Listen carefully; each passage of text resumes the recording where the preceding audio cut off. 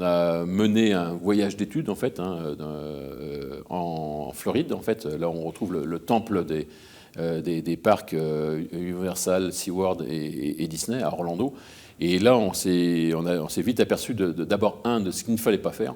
On a trouvé horrible le concept de file d'attente, d'histoire artificielle, et de peu d'émotions qu'on y trouvait en fait. Mais par contre, à côté de ça, on a vu une certaine rigueur américaine bien organisée, notamment chez Disney, Universal, du concept donc, de spectacle, déjà, qui commençait à émerger, des spectacles également qui émergeaient à SeaWorld. Et on s'est dit, tiens, tout compte fait, ça, c'est pas idiot du tout. Il y a un concept aussi de sécurité, d'organisation de parc, de code couleur, de panneaux, de signalétique. Bref, on a appris ce qu'était l'industrie en fait, du loisir, l'industrie des parcs. On s'est mis au travail, que ce soit donc, Philippe au niveau de la plume, et puis d'imaginer des spectacles de plus en plus performants, de plus en plus originaux, avec notre esprit, notre âme de créateur, d'artisan. En fait, dans les années 97-18, on a commencé à réfléchir à l'époque romaine, gallo-romaine notamment, évidemment.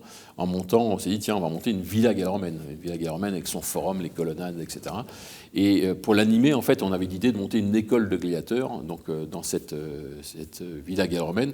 La réunion suivante, ou 2 réunions après, l'école de gladiateurs, oui, bon, c'est un peu triste, hein, c'est très sympa, mais on a vite fait le tour.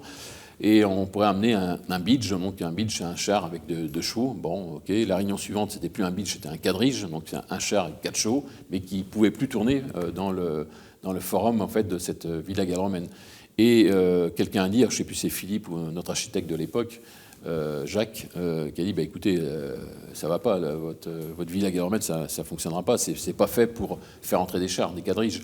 Dans ce cas-là, je vous conseille plutôt, on va dessiner, on va dessiner donc un amphithéâtre gallo-romain. Alors là, on s'est tous retournés, on dit, attends, un amphithéâtre, c'est plus du tout à la même échelle.